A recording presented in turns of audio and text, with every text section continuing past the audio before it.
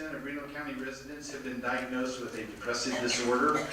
Too much of the time, there is shame and solitude that comes with mental health issues. The Talk About It campaign is a collaborative effort between several organizations in Reno County to remove the stigma connected with mental health disorders. We want to create a community that encourages people who are suffering from mental health issues to reach out for help, and for every Reno County citizen to listen without judgment and be supportive. Here to speak today about mental health is Lisa Gleason, Beth Akins, and Tim Given. Lisa Gleason is the Executive Director of United Way of Reno County. She has been a resident of Hutchinson her whole life and works to improve the lives of all Reno County citizens. Beth Akins is a licensed specialist clinical social worker who has been with Horizons Mental Health Center for nearly 28 years. She became the department head for clinical integration 3 years ago. And also joining us is Tim Given, and he's here this evening to share his story with you. So would you welcome our guests tonight?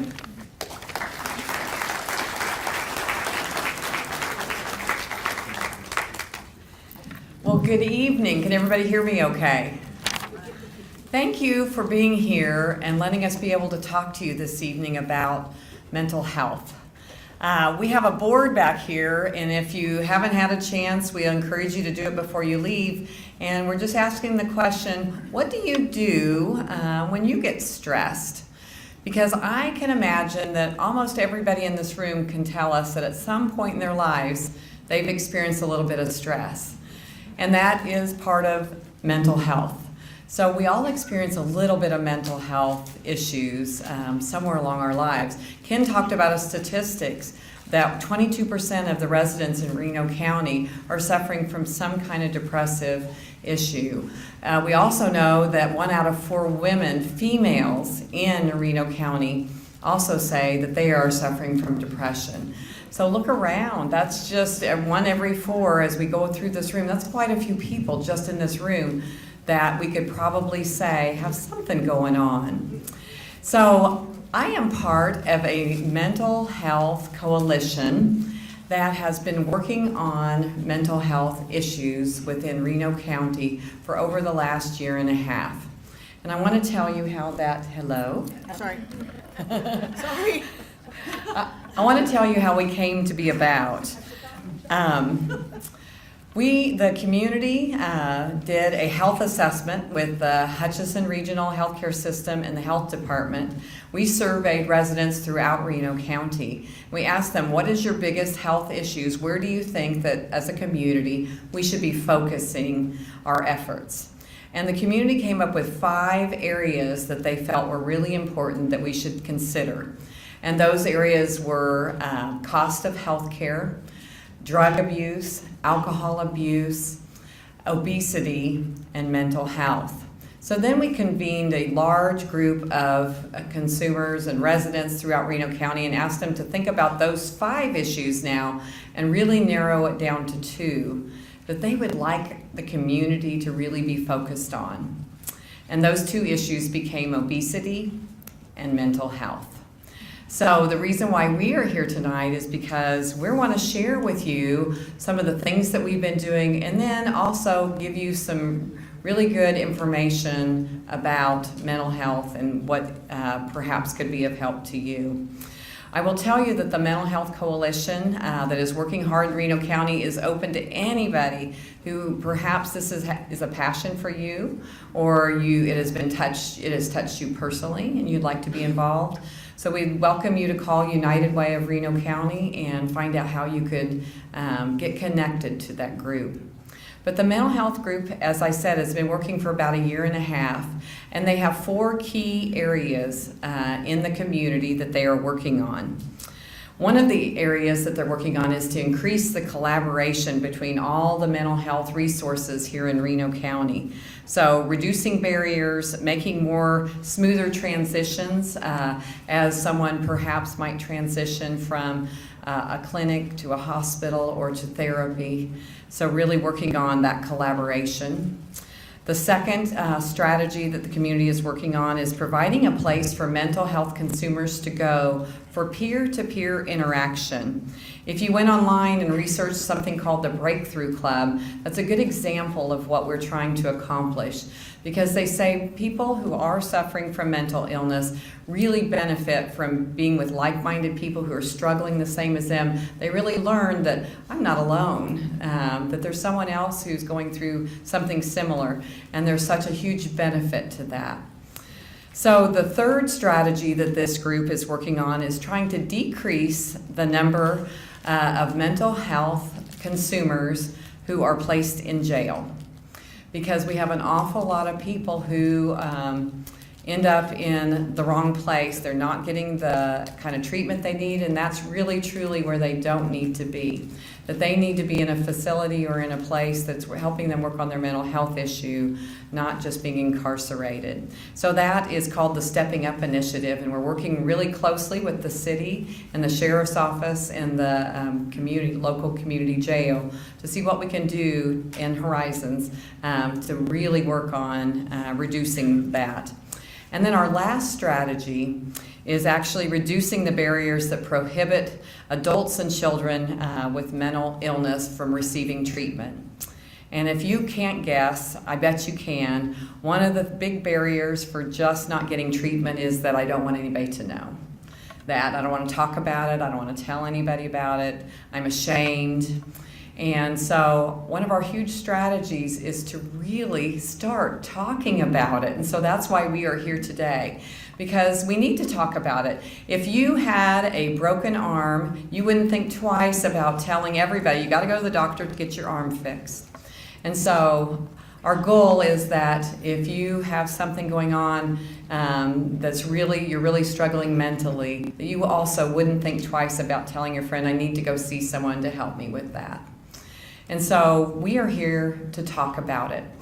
We have a Facebook page for those of you who are on social media, and it's called Talk About It for Reno County. And we encourage you to go out and like it and share it. And if you know of someone who would benefit from some of the information that is shown on that Facebook page, we'd love for you to really encourage them to go out and look at it as well. Well, I'm just here to give you a little bit of history, a little bit of background. So what I'd really like to do next is let you hear a story from a really pretty awesome dad who's going to talk to you about his family struggles that has been a part of their family with mental health. So I'd like to introduce you Tim Gibbons. Please give him a hand.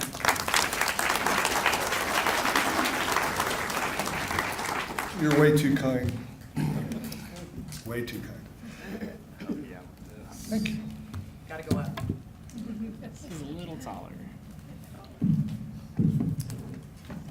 My daughter Kate, 28 years old, beautiful young lady. She wanted to be here tonight, but unfortunately she double booked herself. That's great, thank you. And could not be here. So she asked me to tell her story. And actually, I'm going to use some words that she just wrote this last weekend for Father's Day. And I'm going to apologize in advance because I know I'm going to break up. I was a child filled with fear from my early school days, and my parents handled, it didn't even take me a sentence, handled the best way they knew how, with resources and knowledge attributed to them in the 90s and early 2000s. And because of their efforts and support, I was able to hang on and keep myself together until 2009, when away from home without their daily on-the-ground support, I fell apart. My wife's amazing. Her nickname is, she's our search engine. My daughter would call her from college and say, I've lost my keys, where are they? And Kate's 200 miles away at Winfield. And Lori would find them. It was just amazing. But Kate was filled with anxiety, with depression, and she could not keep it together. She had an abusive boyfriend. She was in relationships that was horrible. But she depended on us. And one of the things I want to talk about here is the need for people to support people with mental illness. It's real easy to spot somebody that has a physical illness, somebody that's blind or somebody has an amputation, or we support people that have cancer. There's built-in support systems that we accept. Mental illness, it's a hidden disease. what was it, 40% you said, of people in Reno County have some form of depression. Now, most of them are not to the point it's debilitating, but there are some. And Kate was one of those. Her anxiety as a little girl was just extreme. She couldn't get things put together. Let me go on here.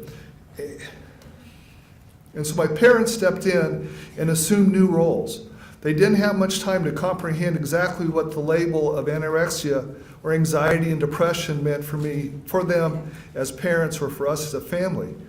They simply had to become insurance navigator, calorie counter, behavior monitor, healthcare screener, taxi cab driver, and babysitter to a young adult near death in a full psychiatric meltdown. Those days are a blur to me. I do, however, remember the frustration. The frustration in their voices as they called treatment center after treatment center. And Kate would be so mad at me. I can read if you need me to. No, that's okay. As they called treatment center after treatment center, and the confusion as they tried to figure out what their daughters had gone through. And I remember the fear that pervaded our house and our lives. I'm gonna walk around, I'm more comfortable. I got you right here. All right. Mental illness is such a lonely disease. My daughter's lucky. We have an intact family. We're very close. My in-laws are wonderful. My parents are wonderful. And they supported her. Even though she was near death. She was down to 80 pounds.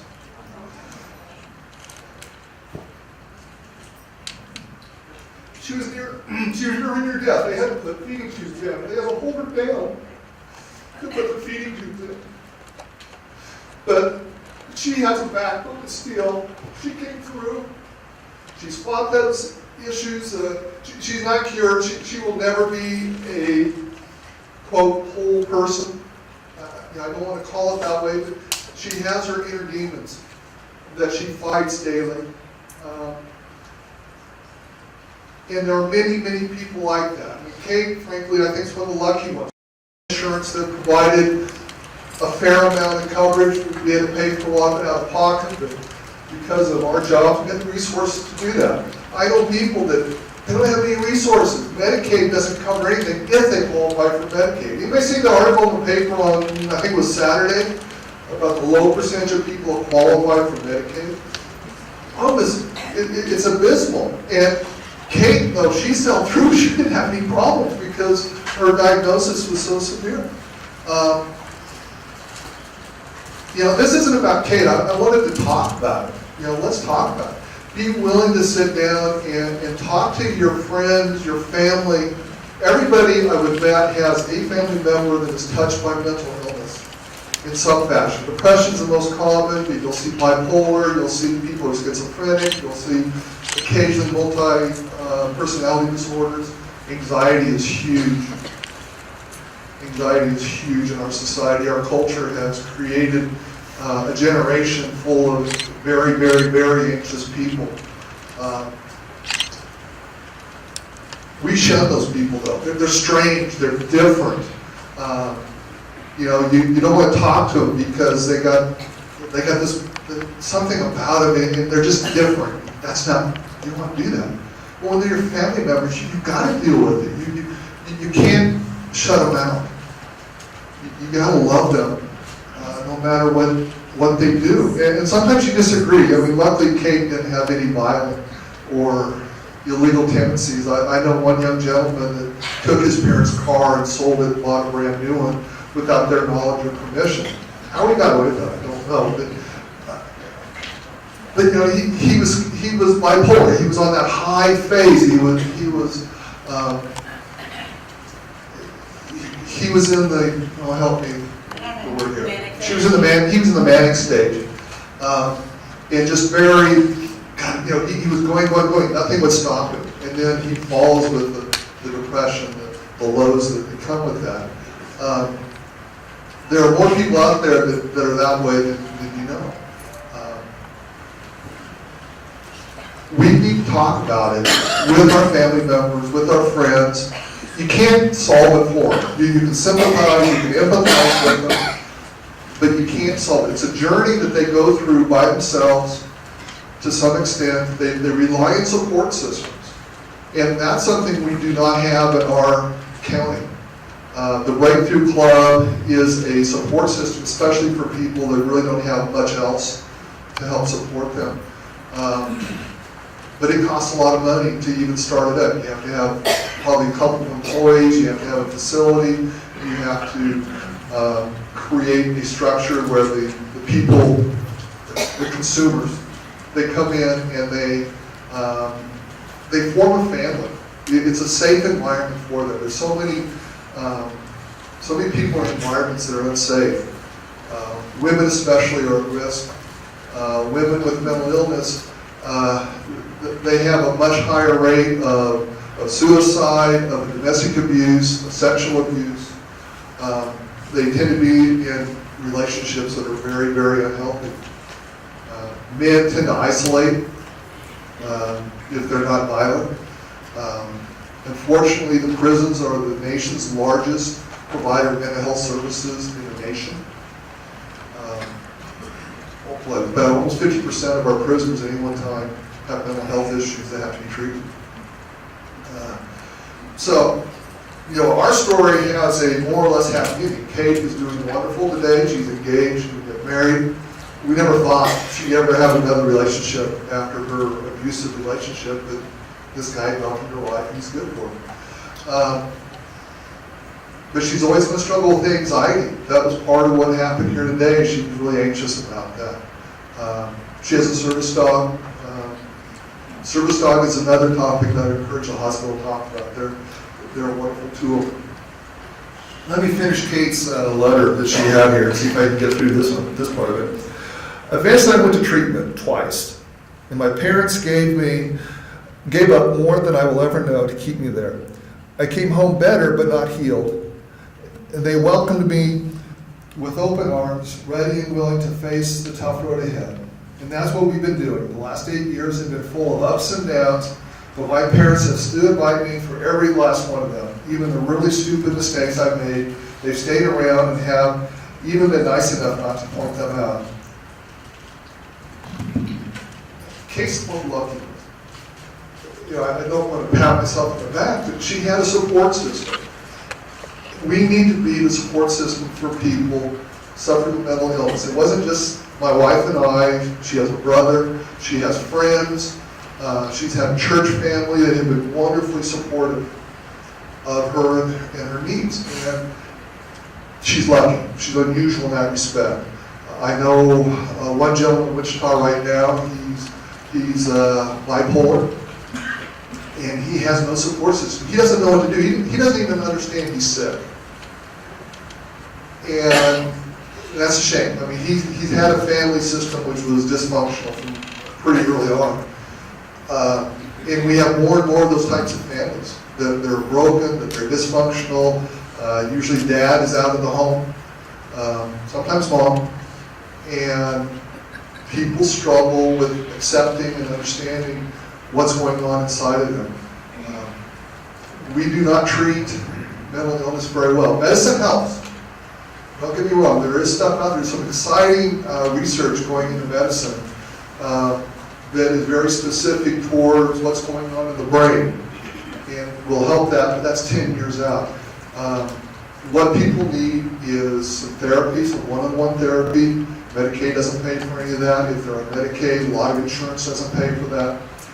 I have good insurance, but it only pays for about 2/3 of Kate's counseling 4 times a month. So we're putting out a fair amount per month, and we're able to do that, and I'm grateful. The people who have any resources, where are they going to find counseling? Horizons has some good people. I think you have a sliding scale, but how many people come in and utilize it? We got a lot of people that don't. You guys are overworked, you need more help. So it's really tough, but I encourage you, if you take nothing away from what I've said here today, is talk about the issues with your family, kids, grandkids, nieces, nephews, folks. There's a lot of mental illness in the geriatric population. Anorexia, we're kind of tuned into anorexia, but there's a big component of people over age 70 that are anorexic, especially women. That's a mental illness. It has physical symptoms, it has physical manifestations, but it is a mental illness because the person, usually a woman, is choosing not to eat for something that's going on in the brain. So I encourage you to talk about it. I encourage you to talk about it with your friends. Create support groups. Realize you can't solve the problem, but you can be there to listen, to empathize, to provide some support, maybe monetarily, maybe not, for people that are suffering with mental illness. It's a challenge. It can be overcome. It can be compensated for. They're wonderful people. Usually they're very quiet, and this is a generalization, of course, but they desperately want to be loved and accepted. And that's what our society doesn't do with people like this. Usually we think somebody's mental illness, you think somebody going postal. Who knows what that term means? Yeah. Think of the postal workers that go into their place of employment and shoot up people. That's where the term comes from. And so you think of people, the gentleman, 2 weeks ago that shot up the people at the baseball ground in Washington. They're the exceptions, they're not the norms. Most people suffering from mental illness are not violent, they're not dangerous, they're very, very confused, they're very, very sick, and they need help. And we have a society that needs to be helping them. Can I talk about that? I'll turn it over to Beth.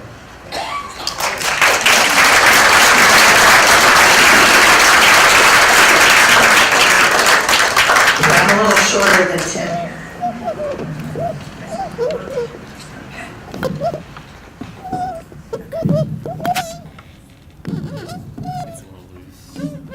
It's a little loose. That's good. I'm kind of a little loose when I talk anyway, so the microphone fits.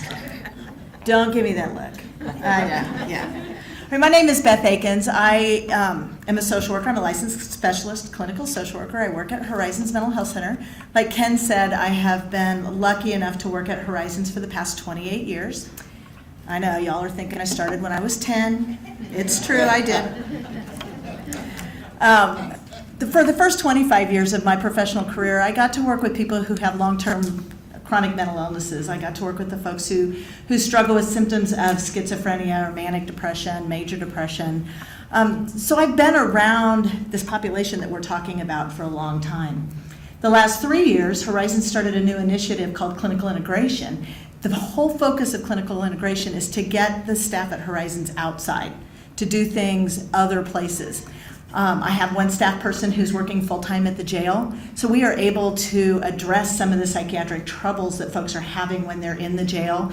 She meets with them, she assesses any kind of suicide ideation that they might have. If they're struggling with that, she's able to get right in, help them figure out what they might need. If they need medication, she can help them get connected with a medical provider who can help them out that way. So this way we have folks in the jail who are getting their mental health needs addressed, and they're not just suffering in silence while they're there. She also provides a lot of different groups, some addictions groups, as well as some seeking safety groups, some anger management, those kind of things, to help them gain some tools so that when they get out of jail, they've got some other ways to handle the issues that they're struggling with, not just going back to drugs or not just not knowing how to handle whatever situation might arise. I got to cover one of her groups last week, and it was so phenomenal. One of the gentlemen in the group said, "This is the best group I've ever been to. I have really learned some skills in this group that are going to help me when I get out." All of the people that come to the groups are there voluntarily. Nobody makes them come. So they're really kind of fun to work with because they're excited about learning some new skills, learning some new things. I also have one staff person who's working at Reno County Youth Services. She works at Hutchinson High School, and she's also down at the health department. So we've got her providing services to a lot of different people, doing a lot of different things. And then my last program within my department is providing brief interventions, we call them behavioral health consultations, at Hutch Clinic. What we do there is work with the providers there at the clinic. So when somebody comes in to see their doctor and they're struggling with something, we can call in a staff person and can meet with them right there to figure out what's going on and what we can do to help. Often people just need a chance to talk about what they're struggling with. Life just brings on so many tough things, so many stressors, and oftentimes we don't feel like we have anybody that we can talk to about it. So we've got a staff person there that can come in and she can help provide some coping strategies. She's there to listen. And then if she assesses that somebody might need some more intensive help, she can get them connected over at Horizons or with another therapist somewhere else. She also works with the doctor.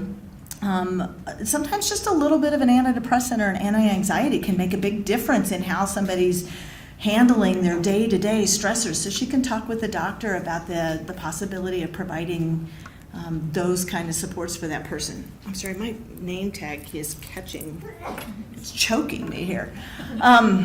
So that's kind of what my department gets to do. We're here really to talk about what you all can do, what the community can do. We've got professionals out here who do a lot of really great work, but we can only reach so far. We've got folks who need support that aren't feeling comfortable asking about it.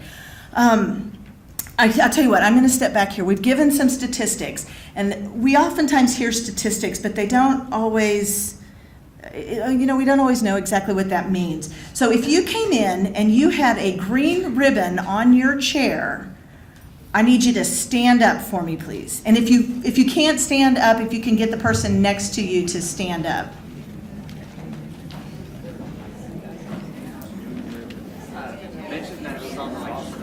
Oh yeah, it was on like a card like this. Yeah, it looked like this. Those of you in the back, it looks just a little bit different. All right, we got some people who aren't standing up here. If you got one of these on your chair, if you can stand up, if you can't stand up, if you can get somebody else to stand up.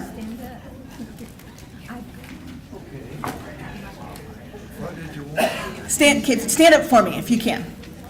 All right. These were placed on every 5th chair. So we've talked about how 1 in 5 people is affected with mental health issues. That's what this looks like. This is 1 in 5 people. If you think about every 5th person, you guys can sit down now. Thank you very much. Do you want to take this home and put it in your scrapbook? I figured you would. Sometimes these struggles that people have are some depression, some grief, anxiety. Not everybody that has a mental illness is struggling with psychotic symptoms or anything like that. Sometimes it's just being overwhelmed with everything that you've got going on. One of the things that we're talking about is that folks are struggling, not to the point where they necessarily need to be hospitalized, not necessarily to the point where they're suicidal, although they may need to be hospitalized or they may be suicidal, but some people are just struggling and need somebody that they can talk to. Of the 1 in 5 Americans that struggle, 13.7 million of them are children, and only 1/3 of them get help. Only 1/3. And there's a lot of reasons. Tim pointed out some of them. Insurance is a challenge. Medicaid is a great insurance. It pays for a lot of things, but not everybody gets Medicaid. Medicare, great insurance, but not everybody gets Medicare. We've got a bunch of people in America, and I could talk for hours, and I won't do that, but a bunch of people in America that can't afford to get medical help. And how sad is that? But it's okay. Okay, I won't go on and on about that. The more knowledgeable people are about mental disorders, the less stigma we'll have associated with them. That's going to give people more strength and encouragement to seek out some help, to get some help. Mental health disorders can be as disabling as things like COPD. It oftentimes causes premature death. It can be pretty stressful to live with some of these illnesses, especially if you don't have any outlet for what's going on. So, and I'm saying this just because I want to drive home the point that this is a serious thing, and we need to be open to listening to people and to talking about them. There's a gentleman by the name of Paul Gottlieb. He died here about 10 years ago, I think. He was a publisher in the art world. He was huge. He took this little itty-bitty art firm, or publishing firm, from nothing to being this multi-million-dollar company. He said, quote, "I never really tried to commit suicide, but I came awfully close because I used to play Matador with buses. I would walk out into traffic of New York City with no reference to traffic lights, red or green, almost hoping that I would get knocked down. Living with depression," Gottlieb says, "feels, quote, as if your inner core is being squeezed in such a way that it hurts. You feel as if your tissue has been wounded. Where I worked, if you had a heart problem or cancer, you'd never find a more sympathetic, supportive group of people. But for years, I had to be secretive about my mental illness because I was in control of millions of dollars of the corporation's assets, and I couldn't run the risk of having my judgment mistrusted." So this gentleman lived with this depression for years without feeling comfortable enough to share that with people. Mental illness is a disease. I like to compare it to something like diabetes. With diabetes, your pancreas isn't creating the insulin it needs to take care of keeping your blood sugars from getting out of whack.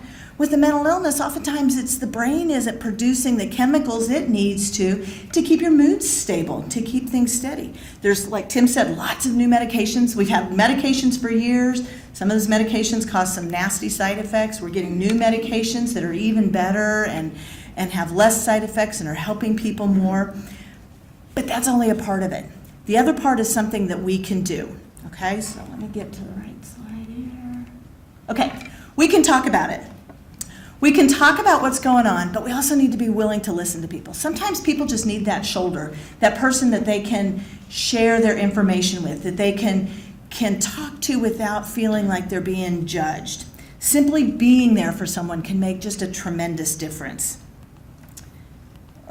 My slides are out of order. I wondered where my Kate Story slide went. Sorry about that. Ask the person that you're talking to how you can best help. Oftentimes people feel kind of this pressure to solve that person's problem. They're coming to me with a problem and what they want is a solution, when really what they want is just to talk. They just need somebody to be there, that you don't have to solve anything for them. Sometimes all people need is a big hug. So ask the person, what is it that you need? How can I best help you? Avoid cliches like, "Oh, I'm sure it'll pass, pull yourself together, pull yourself up by the bootstraps, that's what I did." It's not necessarily that simple. And that also just tells a person that you're not really willing to listen to what they have to say. It kind of shuts them down. So just avoid those kind of things. Responses like, "Wow, that's got to be really painful. Oh my, that had to have been really scary," can just open the door for a lot more willingness for that person to share with you what they've got going on. Keep in touch with the person even after you've talked to them a time or two. Just a simple text. "Hey, how you doing? I'm thinking about you today." A little email, quick little phone call, a little card in the mail, just to say, "I'm thinking about you," can sometimes make a big, big difference. It doesn't have to be this huge, huge thing that you do, but sometimes it's just those little bitty things. And don't shy away from letting them know that they can talk. Don't limit their conversations to just mental health. Talk about everything. Talk about the baseball game. Sometimes people are tired of being in their depression or in their anxiety, and what they need is for somebody to just talk about something different.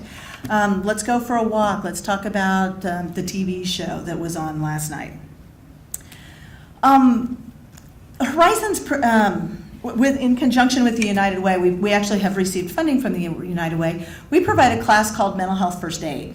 It's free to Reno County residents because of the United Way funding, but it's a great way to learn about how you can help folks that are struggling with mental health diagnoses or some sort of a mental health crisis that they might be having. I do have some flyers on that back table if anybody's interested. We have a class coming up on Monday and another class in July, and then we have 2 youth trainings coming up in September and November, and I'm always willing to add more classes if we've got people that are interested in learning about how you can best help somebody who's struggling, how you can help them talk about it.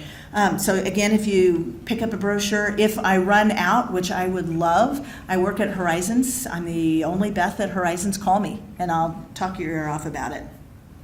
And then finally, the last thing I want to talk about is, you see my green ribbon that I've got on here? Also back at my table, I've got some other green ribbons with the Talk About It talking points that I just mentioned.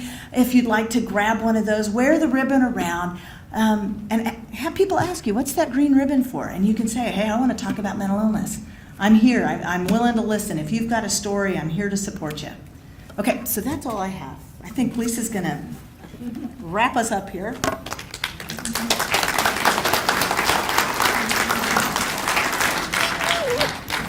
Well, thank you for letting us talk about it for the last half hour or so. United Way does a lot of work in our local schools, and I'll never forget just an incident that happened this last year with a parent and her son was really struggling, really having some emotional issues, and the mom, teary-eyed, talking to the principal, says, I don't want him to go to a therapist. He's going to get labeled as the crazy one. And so we needed to do work with that mom to help her get comfortable with mental health so that then she could make sure that her son was getting the best treatment he could in order to be more successful and to get the help that truly he needed. And that just stood out in my mind so much, is how important it is for us to all get more comfortable. It's okay to say I need some help, particularly when it comes to my mental health. It's okay. So we have a Facebook page out there. We hope you'll go and like it. It's called Talk About It Reno County. We've got mental health first aid that United Way helps fund through Horizons. It's an all-day class, and it'll help you get more comfortable with mental health. If you can't go to it, tell others, or if you think somebody else would benefit from it. We really would like to encourage more people to go through the class. But I guess most important, if you suspect someone is struggling with their mental health, or if you yourself are perhaps struggling a little bit right now, please don't be afraid to talk about it. So thanks.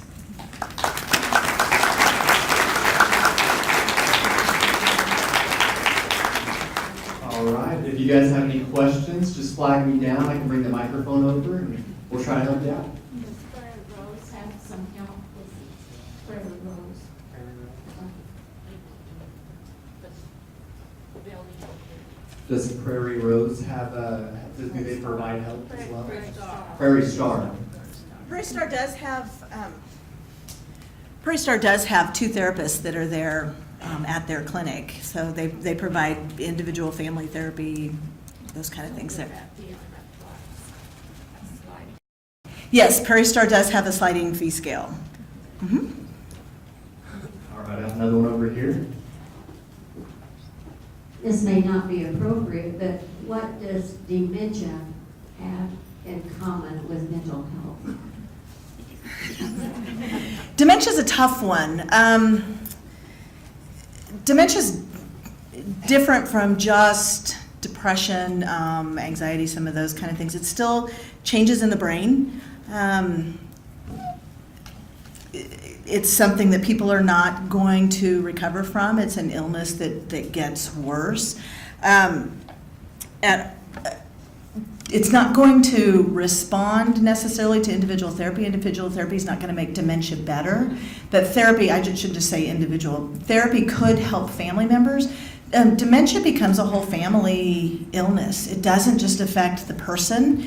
It changes a marital relationship. It changes relationships with kids. It's really tough. And again, it's a scary, scary thing, and people sometimes aren't very comfortable talking about dementia. Folks that are experiencing it often don't even necessarily see it happening, or they might see it happening but be afraid of what's happening.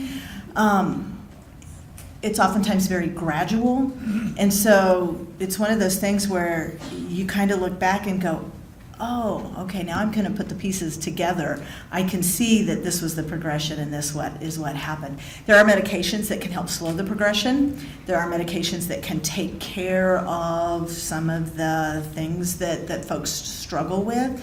But again, it's one of those things that affects so many relationships, so many aspects of a person's life. It's really important to be able to talk about those kind of things as well. And caregivers struggle so much. It's so hard on caregivers.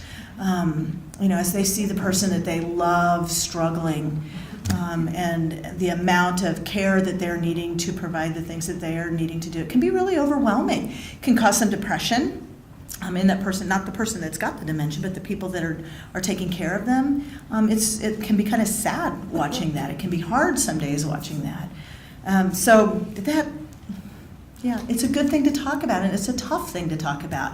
And I don't have the statistics to how many people. I wish I could have people stand up, because dementia touches so many. In fact, I think if I had people stand up who has been affected by dementia, I don't think that there'd be a person sitting in this room. Because it's tough and it's so hard to watch.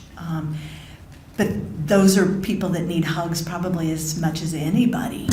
So we need to be willing to talk about that and to allow somebody that's struggling with that and experiencing that to talk about it as well. Yeah. Yes, what was the statistics that you said in children, and what was the age where it possibly could start? My statistics, it's 1 in 5 Americans can struggle with it, a diagnosable mental disorder, 13.7 million children, and then only 1/3 of those end up getting help. Now, what age can it start? We have seen some pretty young kids that have struggled. Like grade school? Oh yeah, absolutely. Typically, the youngest child that we'll work with is about 4, but we have worked with younger. Thank you. Yeah. Yeah. What about preventing, or is that possible, dementia? Oh, preventing dementia. You're getting a little out of my, really my scope. So I'm probably going to need to pass on that question, but if you'll catch me at the end, I'll get your name and I'll get you some information. Like I said, there are some medications that can slow the progression. Early detection is really, really helpful. If you can see those symptoms start to come, getting on some medication that can slow that progression can be really helpful. There's lots of research out there about dementia and some of the things that you can do. But I can get you connected with somebody that can give you really good answers. I can give you answers, but I can get you somebody that can give you really good answers. You say bipolar is part of the mental illness. Yes. Do they have a more of a high standard of think they can do things better than anybody else? Mm-hmm. Yeah, oftentimes one of the symptoms of bipolar, especially in that manic phase, what bipolar is kind of somebody experiencing the extremes. They might be really, really happy, euphoric, thinking that they can do anything, might not sleep, get all sorts of things accomplished. And yes, just exactly what you were saying. And then the other end of that spectrum is the depression.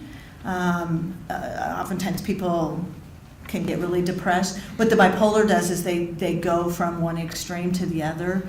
Some people, kind of rapidly cycle. Some people aren't quite the extremes. Their cycle is just a little more. But yeah, feeling like they can accomplish anything. Like Tim said, oftentimes they spend a whole lot of money. A little bit of manic feels really good because you get all sorts of stuff done. Your house is cleaner, and but it can go to the point where it can be really kind of physically painful. I've known people who haven't slept in multiple days, 4, 5, 6 days. They want to stop and they just can't. And it can get really scary. And then oftentimes when they come down off of that, there's some cleaning up that has to do. If they've sold their parents' car, they've now got to go face their parents. But a lot of people struggle with bipolar. A lot of very creative people struggle with having that. A lot of actors, a lot of artists, musicians, but not just. I mean, it's not limited to that. A large population of the folks that I worked with struggled with that bipolar. Mm-hmm. This is for you, Ken. Yes, Les? Bring the subject up on how the dog is working for your daughter. I'm sorry, ask the question How again, the Les? dog is working with your daughter. Yeah. My daughter has a service dog. She's now trained. We bought one, and fortunately it lasted about a year and a half before it came down with epilepsy. So she was the human service person for the dog. The dog does a number of things. First off, my daughter's a dog lover from the get-go. But the dog will help calm her anxiety. It's somebody she can look to as a reference point, as a calming point. She uses it as a barrier behind her. If she's standing in line and there's people getting kind of close behind her, she'll use the dog as a physical barrier behind her. The dog can apply pressure by laying on her feet, or if it's getting really bad, she can sit down and get on her lap. She has a 90-pound, that's not that much, 75-pound golden retriever, so it's a good-sized dog. It'll get on her lap, and that deep pressure helps her calm down and soothes the anxiety. For her, it is largely a way of deflecting attention off of her onto the dog. You know, when she walks in the room, people aren't looking at her, they're looking at the dog, and that makes her feel better because she doesn't want to be the center of attention. I mean, she's gotten over a lot of that, but that's still partially true when she's in a unfamiliar environment, especially where there's a lot of people. This would be tough for her. She could do it, but it would be tough for her to talk to a group this big.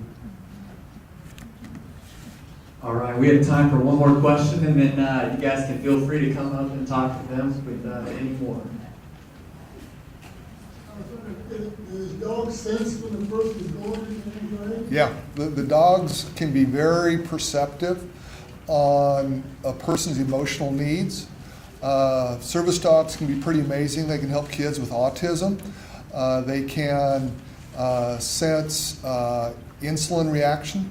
Somebody's diabetic and is going into an insulin or diabetic coma. They can help with that. So the dog can sense, probably smell. We don't quite know exactly how. Things like the anxiety, the depression, and will help them. They're trained to do specific tasks, which will help them with doing that. But a lot of it is instinctual.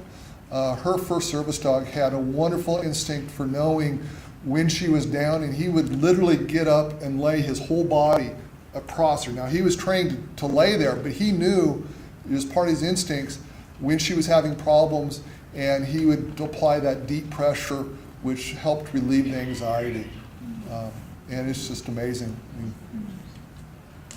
All right, guys, just a couple things to note. As always, we will have this presentation on our website here in the next few days.